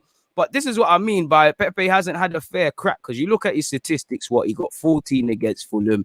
The most he got within the first 5 or 6 game weeks is 83 minutes. It's difficult to affect a game. Even this is the sort of things I think our man's been done dirty. We all know whether you can criticize Pepe or not. We all know sometimes you need fluidity and the rest of it. I think it's very difficult when you're giving a man close to, let's just say 20 minutes. You're throwing him in against City and saying, go and do something for me. You can't really do that. Then he's getting a 25. Yeah. He didn't play no part in that win against United. Obviously he had to sit down. But when he did get his chance, we all know he let himself down against Leeds. He can't blame anybody, and then he did get another look in. But again, it's difficult, because so clearly Pepe is not trusted in big games. Last year he kind of was, but he's not. I don't think Arteta trusts him in big games. I think the one thing he doesn't like about him is defensively. Defensively, he can switch off, and it comes back to what you're saying about mentality. We know primarily he's done his thing in Europa, but let's quickly browse last season. I actually don't want to give up on the lad. Because ultimately, bruv, we've had man like Xhaka and that here for years. This guy's got more talent than them. We paid more money than it, and he's younger. And as you show in there, he hasn't really had a proper chance under Mikel Arteta. And he finished last season well. FA Cup final, semi-final. He was balling in them games. Facts. And you saw it, like the way he ended the game. Like last season, fair play. He got a proper run of things, but again, it was all under Emre. Everybody was playing poor. Not one player was excelling. Aubameyang, Ceballos, Pepe the same way. I mean, it got to the point fans were gassing up the little dribble against Van Dijk in this defeat. Sheffield, another dribble. This last season again, he has to hold his hands. He has to hold his hands up. But what's his numbers saying? Because they weren't the worst. I remember speaking about them quite a lot last season. Where are the numbers? So what? He had they're a bit rubbish still. He's contributed to 18 goals in 42. It's not the worst, but it's an upgrade on what we had. And Pepe, the only reason Pepe is not starting is simply because of him, or not. It's a difficult one. I mean, they're not bad numbers in a poor team that had a bad season. Half that season was under Emery was a complete mess. Arteta picked us up off the floor. You know, he contributed 18 goals in a season. So I don't kind of get why Arteta, everything about that Willian deal baffles me now. Looking at it, like I look at it and I think, well, Pepe finished the season well. You know, we paid 72 million. You've got this reputation for what you did with the wingers at Manchester City with Allegedly, Sandy. yeah. I thought Arteta would have genuinely been excited to work with Pepe. Like, right, here's my new project. I'm going to turn this guy into a baller.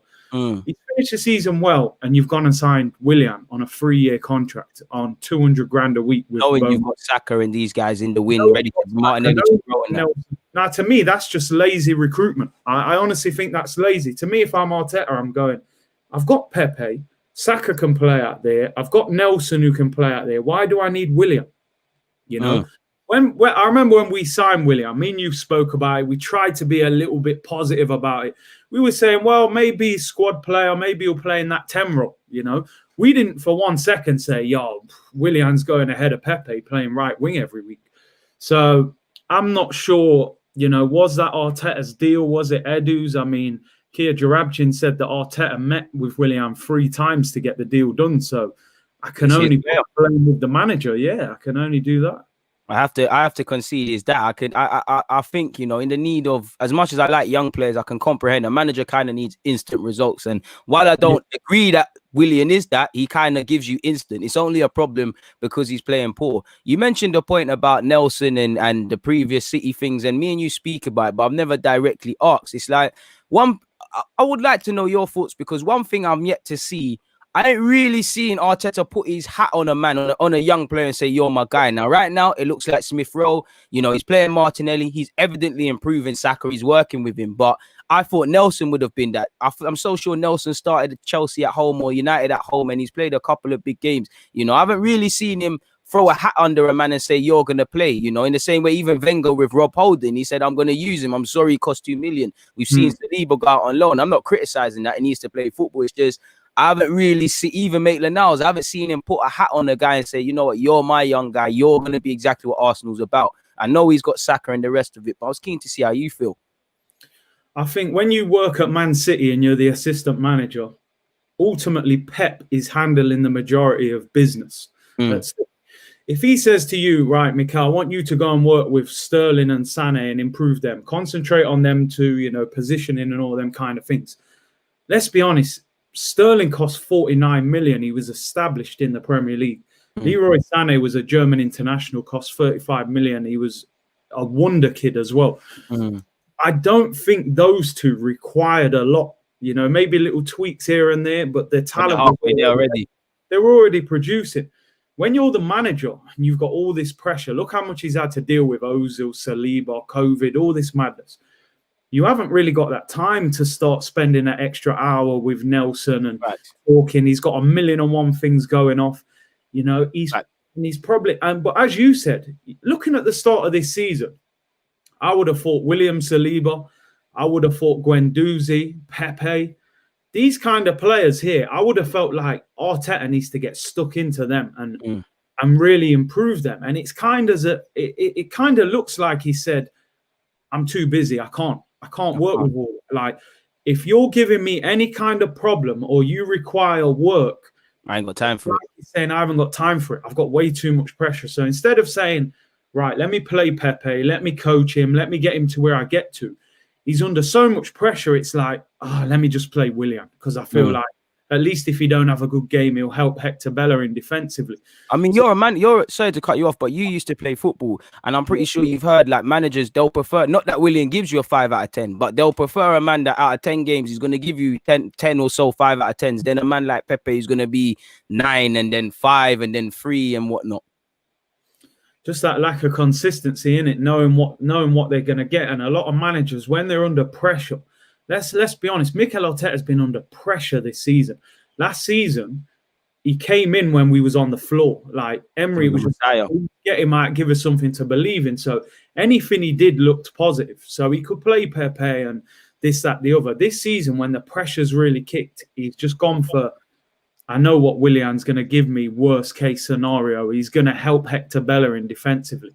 I think he got to that point with Eddie and Nketiah as well. It was like, I don't know what Lacazette's going to do. He can miss a one-on-one this week, the next week and score. So I'm going to play Eddie just because he's going to run around and work hard. So I think Mikel Arteta's got to be a little bit more brave.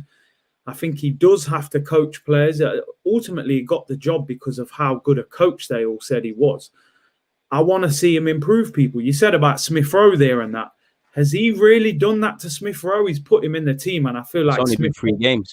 He's just done it anyway, you know. So I think Arteta's got to be a little bit more brave. He's got to get more out of some of these younger players as well.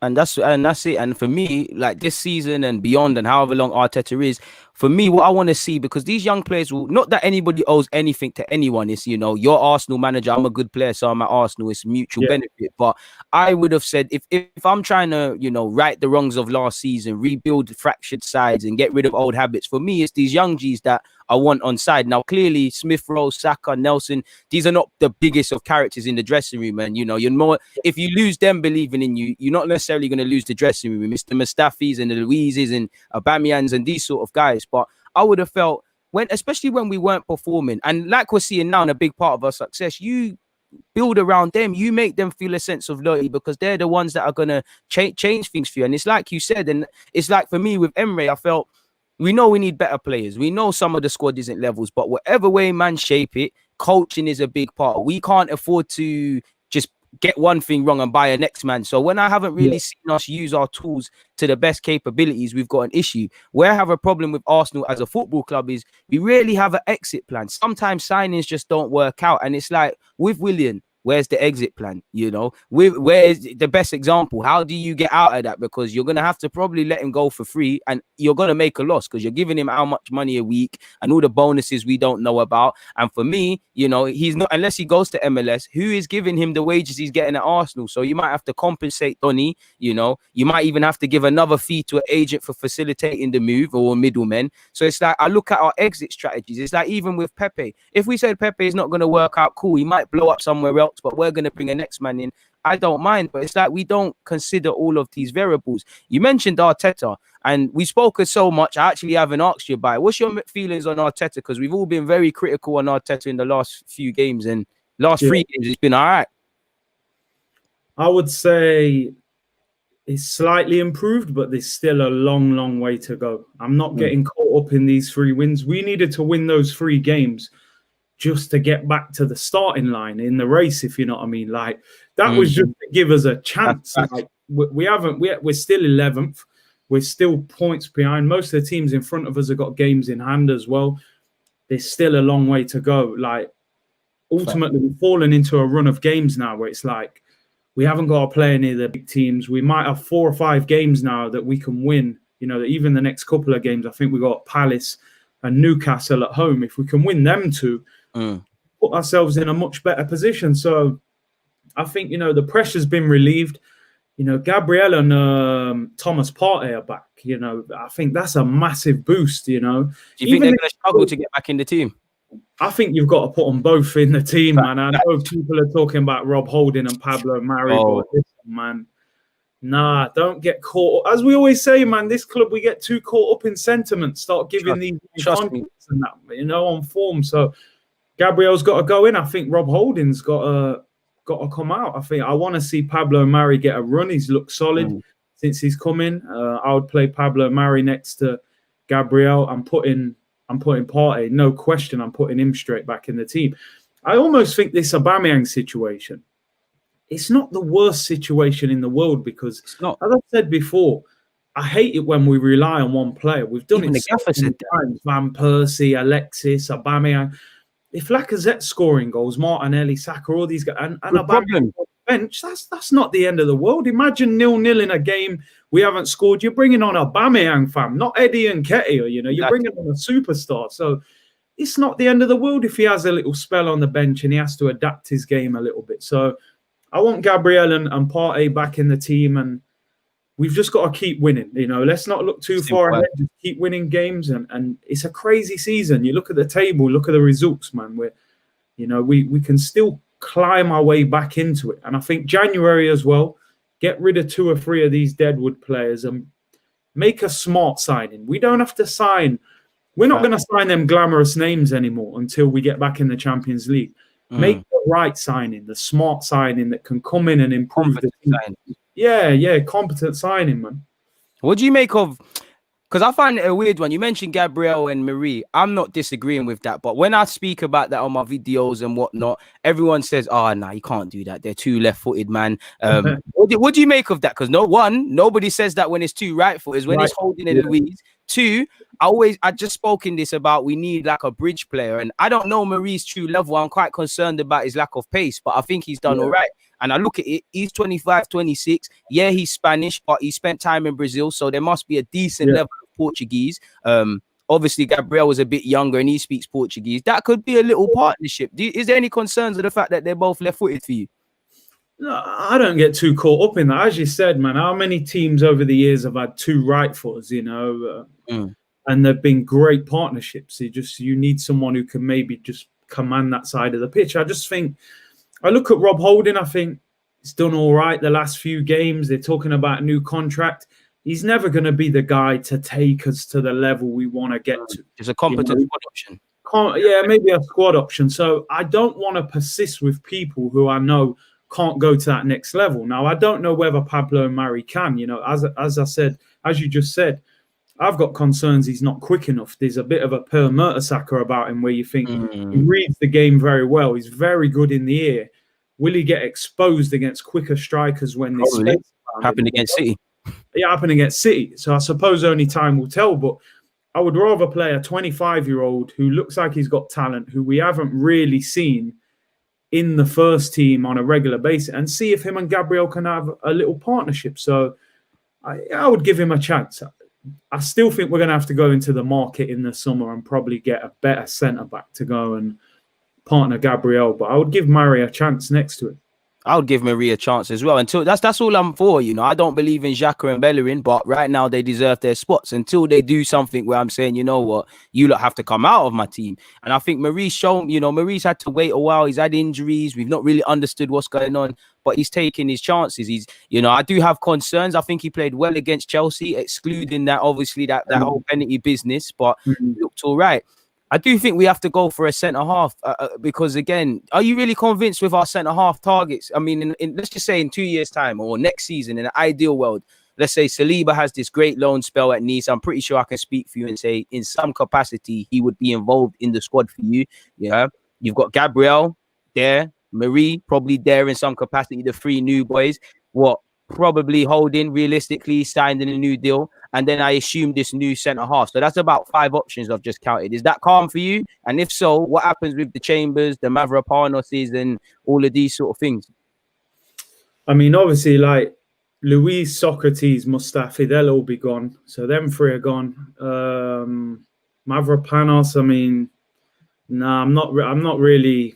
I think if he has a decent year in Germany, you try and sell him. Get a little bit for him. Callum Chambers is nothing more than, again, I look at him I look at Callum Chambers, bro. We paid 16 million for him. He's been at the club 4 or 5 years. Has he answered any questions at Arsenal? Not really. To me, if you've got a decent offer, I would let him go, to be honest.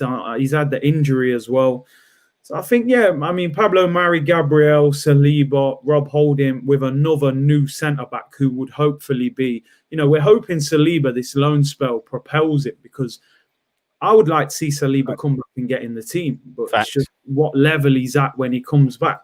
Maybe we need that 25, 26-year-old centre-back, a little bit more experience. Yeah, that bridge player, as you talk about. So, yeah, one top quality centre-back to go next to Gabriel with Saliba coming back. I think that would be all right. Would you? Because I've been all over the place. I've been loving this live stream, but I meant to speak about Saliba. You set us up perfectly.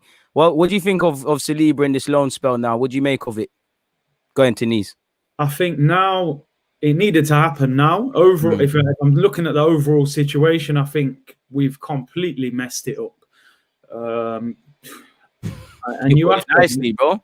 You have to wonder, like, who is making these decisions? Like, it's just insane. Like, he went on loan for a year. Obviously, half the season got wrote off because of COVID, but he still had half a season on top of the full season he'd had before. He's Facts. had 18 months in the French top division playing against, Monaco, PSG, decent teams. The rest of it, yeah. You bring him back, you then decide, I don't think he's good enough, but then you end up not getting him out the door before the window. And then you've kept him but haven't used him. It didn't make no sense. He should have played Europa League.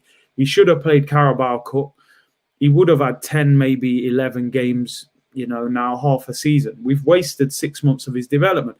Having said that, we are where we are. I would have potentially liked to have seen him gone to a Premier League club, but he maybe feels unsettled and, probably just wants to be back in familiar territory, back in France. So, listen, I hope he goes there, does well. I think they've got a very young team there. Renee Adelaide's there. I know Dante is at the centre half. But I think he's out for the season. So so when I look at it, there's bare young kids, bro. Bare 2019 in him.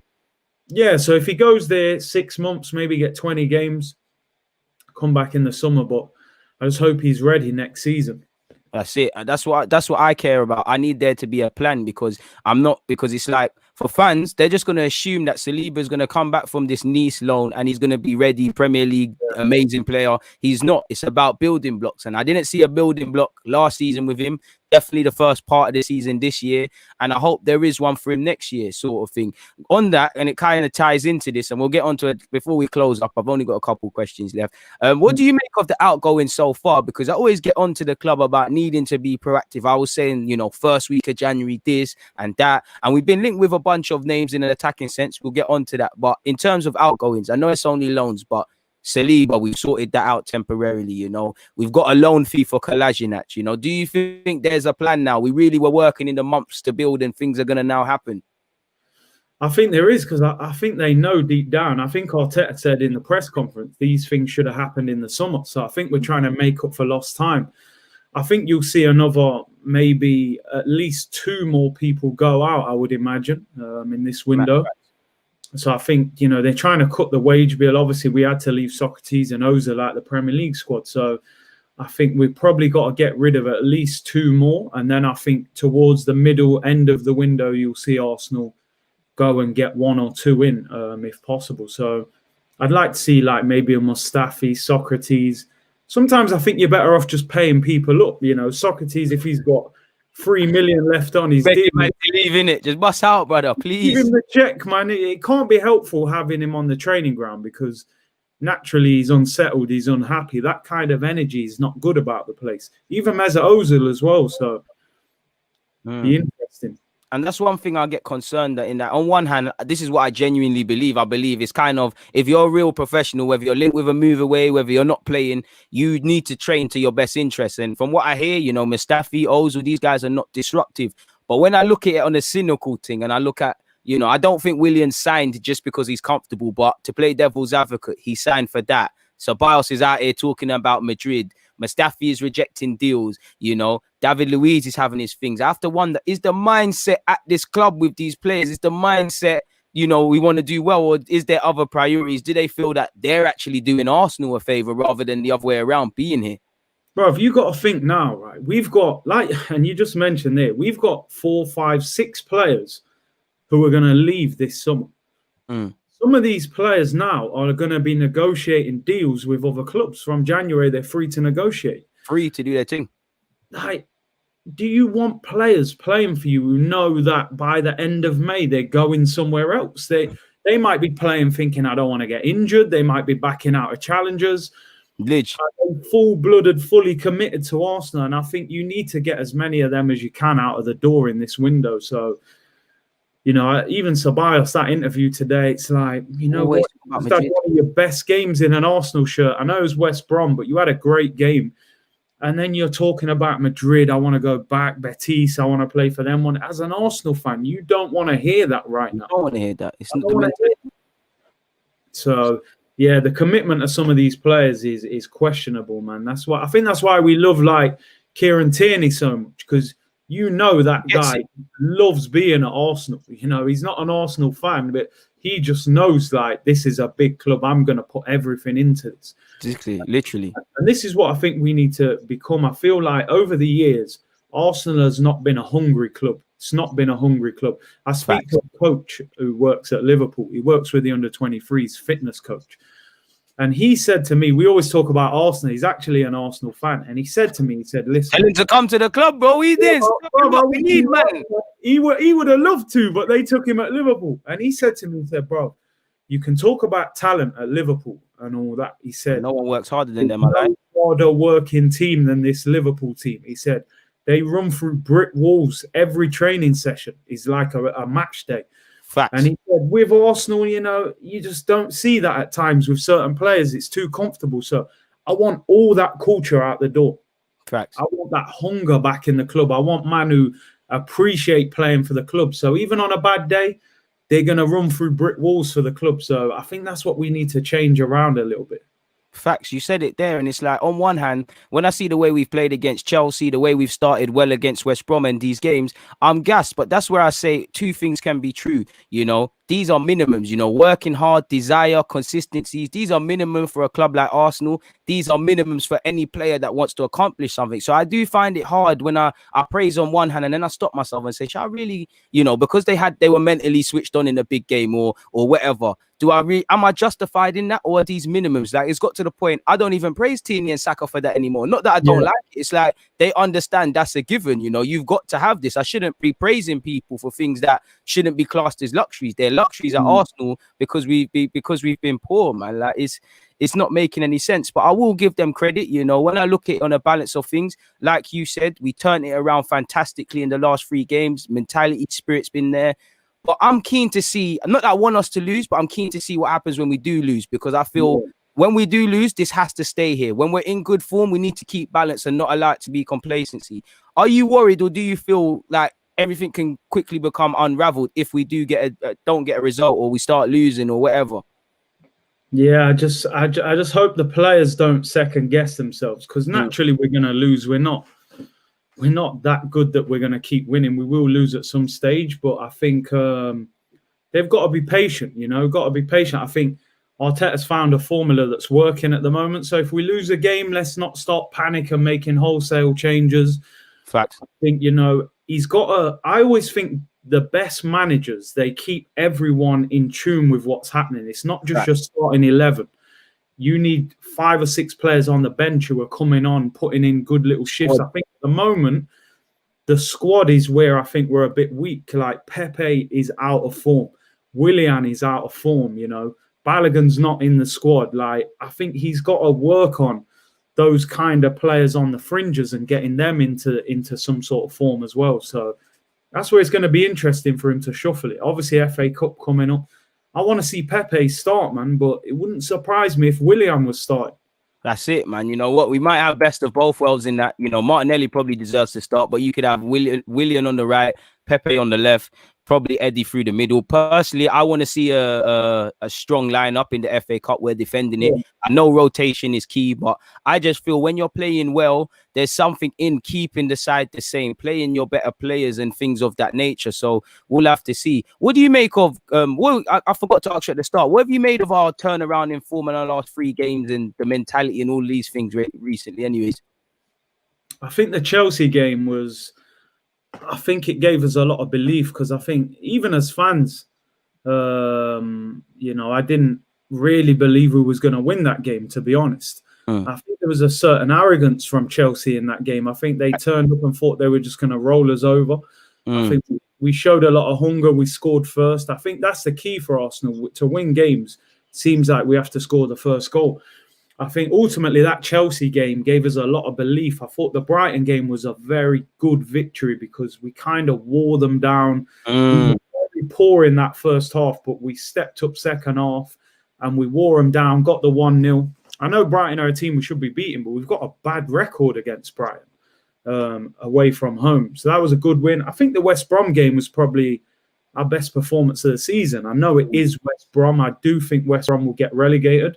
But I thought we did everything that was asked of us, you know, snowy conditions, 1 degrees, you know, it would have been easy for players to shy away from it. And I think they stepped up and handled it, man. So I thought that was a great win, but they've got to carry it on, you know. Palace and Newcastle, next 2 Premier League games. I think that's got to be 6 points. If we want to do anything in this Premier League season, we got to win both them games and then, build from there. You set me up perfectly, man. Serious assist. And that brings me into this. Normally, it's you doing up the fixture thing for me. I'm going to scroll all the way down. Like, I think below this one, the Leicester one is Spurs. But looking at this now, FA Cup's a standalone. FA Cup is FA Cup in itself. But, I don't like to be the guy about easy games and all these things. But the form we've been in, I don't think we can get too gassed because it's 3 games. We beat 2 teams that are fighting relegation and in poor form. But what are you saying? Are you a bit more optimistic? Do you see us continuing this? I know you're not a psychic, but Palace at home, they've not been the best. You've got Newcastle again. They might be out for revenge after what happens in this game. Bro, I'm not going to lie to you. This game is making me shit myself. I'm shook of St. Mary's. Bro, you know what? It's mad that you've put that up, right? Because I've only been looking at like our next 3 or 4 games. From that Southampton game, I'm looking at the next like 4 or 5 games. Yo, that is a bad run of games there, bro. Man United, Wolves, Villa, Benfica twice, Man City, Leicester. We got a hard run there, bro. Oh, the Midlands is the away games as well, fam. I'm sure. Yeah. Villa away, Wolves away, Leicester away. Oh, man, we got some. Bielsa's just going to come and attack as well. We got a hard run. To be honest, we got to beat Newcastle twice there. We got to beat them in the FA Cup, beat them in the league. We got to beat Palace. Palace a hard game because they just counter-attack. It doesn't suit. They ruin our days half the time. They always do it. Zaha and Townsend on the break. It's mad. And then Eddie and that as well. And then, like you said, I just feel like we've got to go to Southampton and beat them. Like I know they beat Liverpool yesterday, and you would think, well, why would we beat them? But I just think if we were to beat Palace and Newcastle, I would look at that Southampton game like, come on, there's got to be a time where, Man United went there this season 2-0 down and beat them 3-2. Like they're playing well. With a difficult 3 points against them as well. Yeah, like sometimes if you're gonna do something, sometimes you got to go and win them games, and then obviously United after. So I think ultimately the Newcastle and Palace game has got to be 6 points. And as they're saying there in the comments, a lot of games at the Emirates, but the Emirates is actually where we've been poor this season. Yeah, we've been getting our asses handed to us, but we've actually got back-to-back wins away from home for once. Lacazette scored in away games as well. We're moving a bit mad. We are. So yeah, man, that's by the end of that run of fixtures there, obviously Benfica home and away as well. You're going to know what's going on with our season.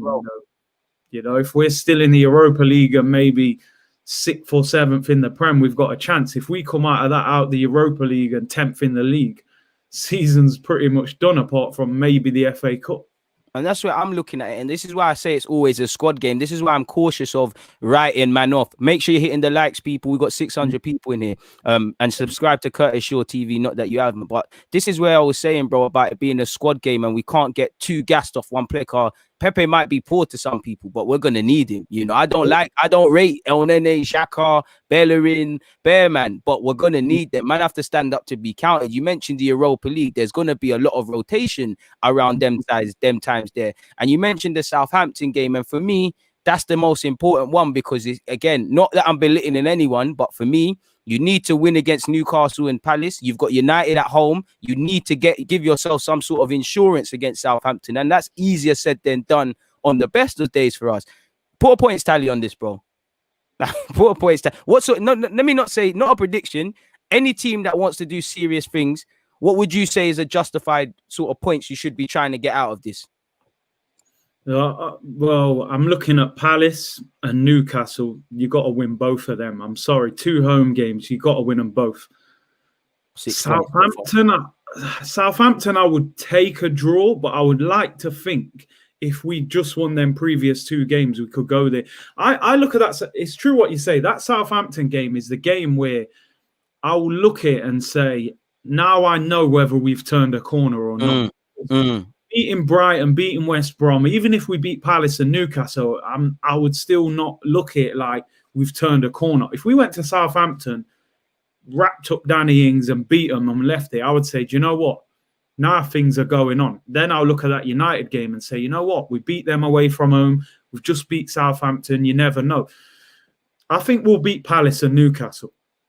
I think we'll beat both of them. I think with Gabriel and Partey back, I think we'll I think we'll beat them as well. And the Southampton game, I'm scared, bro. I don't know, bro. Like, I saw them last night, man. They played well against Liverpool, man. You know, it's just hungry. It's a tricky one, man. They got a good manager. I'd like to think we could get a draw there. You know, at least a draw. I'm we sure. Could get 7 out of the next 3. I'll be happy. I think that would put us back in the mix.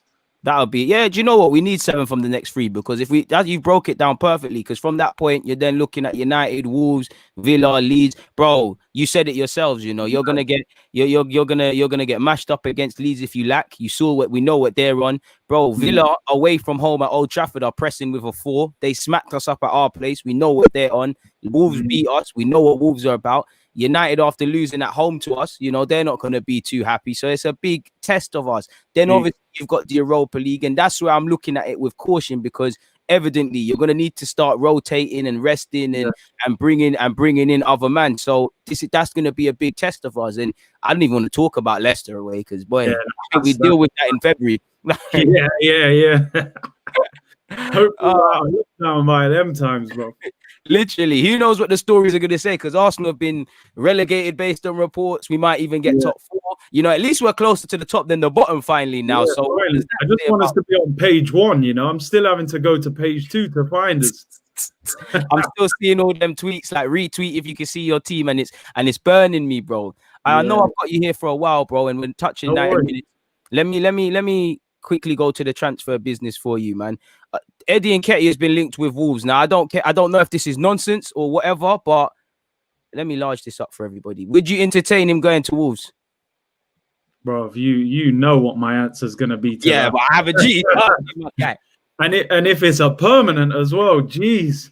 Like, because obviously they got no, what's the striker, man, who we injured? The head injury. Jimenez, yeah. I see him being linked with Diego Costa, though, today, so I don't know if they would go for Eddie, man. I don't know. I don't know how Eddie helps them, but I'm not going to lie. You give me 15, 20 in the sell-on clause. I think that's personally a better deal than Iwobi because at least Iwobi had significant Premier League experience and these things and whatnot. But I just feel Eddie, it would be a swindle. You know, Eddie, gone. 15 and a sell-on clause, bro. Oh, I'm taking that, bro. I'll try and push it to 20. I'm taking that. I'll drive him there for that. we can reinvest that. Like, I don't mind that. Let Balogun sign a new deal. Here's the pathway sort of thing. I think Eddie's the one that should be linked with Norwich. And I know a lot of people have been asking me, what do you make of the Buendia links? You know, not only have we been linked with Buendia, there's talk of Joe Willock and Nelson on loan or permanent. What's your feelings around that? Would you let any of them go permanently? What would be your feelings? Do you know what? The Buendia one, it's like I'm trying to convince myself that I want it to happen. I've never been fully sure of it. You know, you start looking at a few highlights, you know, people are saying, oh, he's a little bit like Santi Cazorla, and I've kind of convinced myself that I want us to sign him. Look, Nelson and Willock, I'm not afraid of losing either one of them. That's the best way I could put it. You know, I look at both of them. I think they've both got talent, but none of them have really done anything at the moment, you know, especially Willock. I feel like Willock's had ample opportunity to do something in this midfield. Do you know what I mean? Our midfield's awful. If you can't get in our midfield now, it's never going to happen for you, bro. So Willock, even though I don't think Nelson's done great, he hasn't had as many opportunities. So if Willock was to go, he couldn't blame anyone but himself, really. Bro, I have to make sure everybody learns this. I did a quick search, obviously, in preparation to have you here, yeah? Bro, Willock's played 76 times for Arsenal. Now, obviously, it hasn't all been 90 minutes, but that's touching 100. Now, when I see a man has played that many times and he's, 21, maybe something like that, I should know what sort of midfielder you are. Now, I can blame the club because it ties into what we were saying earlier about we rarely have a plan for these young players. But at the same time, I need to ask Joe, you know, you've played 76 times for this club, primarily in cup competitions. You ain't done much. I don't know if you're box to box. I don't know if you're a cam. I have feelings, but I don't know what you're on. You know, he's contracted until 2023. Is that not the same contract length as Rob Holding? We've heard talks over Rob Holding. Logically speaking, one of your young players, you should be talking. Is it fair to say, I don't know if it's fair because I think it's Eddie on one hand. Would you say Joe needs a loan spell more than anybody? Not that all of them don't need it, arguably. I think he does. I think he's very naive on the ball, man. He is a good runner, very good athlete, but his decision-making is poor, man. gets into the final third. I think, Eddie's had a loan, even though it didn't work. Reece Nelson had a loan, wasn't great either. Willock's the only one who really hasn't gone on loan. I think he would benefit from 6 months on loan, Joe Willock, definitely, because I think he's got something, but there's something in him. Yeah, he's not dead. He's not dead. There's something in Joe. Yeah, there's something, man. I remember, the Anfield performance under Emery was brilliant, and he's had a few games where he's looked good. He scores goals in the Europa League, but just the end product. And I remember with Aaron Ramsey, man, I used to go to Emirates and people used to hammer him, say this guy always gives the ball away. And then all of a sudden that season... Begging man to stay at the end of it. Yeah, and then begging him. Man was crying at the Emirates on the last... I see man bawling when Ramsey left. You know what I mean? So, yeah, I think, look, I would get Joe out on loan, to be honest. I would get him out on loan. Eddie and Nketiah, I would consider a permanent deal for him and give that contract to Balogun. For me with Eddie, it's a weird one because I'm open. If offers are coming, I'm open to it. But I feel Eddie, and I might sound a bit crazy, but I'm pretty sure he's contracted until 2022. That's someone for me you need to tie down. Not that I think he can have a future or not have a future. I care about resale value and I care about this club. If we're meant to be self-financing, doing the right things. Now, for me, tie him down, loan him out, or sell him. Go on. Yeah, no, I agree. Like, obviously, you want him on a longer deal just so you can sell him for more money, really. You're giving Mustafi new deals apparently to retain his resale value. What resale value? I don't know personally. I don't know. Imagine if Mustafi would have accepted that deal, and then we said, right, we got him on a new 3-year deal. Now let's sell him, and then no one wants him. And we, you know what I mean? He probably done us a favor by rejecting. I don't know who's worse, bro. Us for giving a deal or him for rejecting it. It's been a mad season, and we're just moving mad as well. Would you take any of these players? Because we've been linked with them, we've previously spoken about Eriksen. Julian Brandt's the latest one. Obviously, Draxler's again been linked, and I don't think we're gonna go for him. You've got the Iscos. Is there anyone you'd take from here, or anyone you wouldn't take, or if one you'd want more than the next man, if anything? I wouldn't take Draxler or Eriksen. Definitely not. I wouldn't take them two. Draxler's old school. Isco. I don't know. With Isco's a flip of a coin. Like, on one hand, is he finished? He looks a bit overweight. He's 28. Could he adjust to the Prem? The other side of me says, well, you know what? 2 years ago, he was an unbelievable player. Like, not just a good player. He was incredible in that Madrid team. On loan, I only look at that. If Arsenal can't find someone now, and they're thinking, right, maybe in the summer we get I would potentially take an Isco on loan, possibly. Just to tie us over. With Brandt, he's a talented player. He was brilliant at Leverkusen. It hasn't worked out at Dortmund. He's kind of a winger / attacking midfielder. I don't know with Brandt. I'm not sure. I read that they want 25 million euros for him. Dortmund are not a team that sell people easily. If they're naming a price and just saying, come and get him kind of thing, there must be a problem there. With Isco and Brandt, I think I would go for Buendia over both of them, if I'm being honest. Same, man. Buendia seems to be the guy, and it's like, what you can offer Joe. Again, it comes down to, I think, when we hear players want to move and stuff, players are the last ones. Like, very rarely do you hear, when you hear players shouting and carrying on, it's not because they've opened the paper and seen the links. I feel if you show that you really want my man, he will make it happen. But is it going to be a thing where we make it happen, or we do this thing where we kind of gas him, he lays the groundwork, we lay the groundwork, and come the end of January, it's simply not done, and we talk about like with my man Aouar, let's revisit the situation, or Szoboszlai, we'll revisit it. By the time you revisit it, the thing is too late, because let's say Liverpool, because you mentioned them, and they're a good example of plugging their little gaps around their team with lower sides. Let's just say Liverpool go, you know what? Let's just bring in Buendia. Myth for us, absolute myth. We're gone from there now. We're gone. Yeah, straight away. I think the problem I got with these players, I look at Brandt. Brandt's definitely talented, but I don't know. I think sometimes, the reason I think maybe we should go for Buendia, I think sometimes you have to sign players who are playing well. Ultimately, Isco has not played a lot of football. He's overweight at the moment. He's Physically, he's never not there, played in right? that league. I read he's just had a baby. You know, is he really going to want to up sticks and move countries? Probably not. You know, Brandt again is out of form, and I know, and you just know how difficult are Dortmund to buy players off. They are hard work. That's it. Look at the Aubameyang thing. They made us work for Aubameyang. Get that one done. Hard, bruv. We had man flying over and stuff. Like, if they're willing to let a 24-year-old German international go for 25 million euros, there's a problem with him. You know, they don't just let players go like that. I would have liked Aouar. I think, you know, I think we messed that up in the summer. I don't think we'll get the opportunity to sign him again. No. I think in the summer he goes to Juventus, PSG, Real Madrid, someone like that. So it's a difficult one. Buendia, maybe I'll take Buendia. He's 24. He's played in the Prem. He does look tidy. I think he's in form. I think he would come to the club and be hungry to succeed. And I spoke before about hunger. You know, I think with Isco, there's a danger of how hungry they're going to be. Are they going to adjust properly?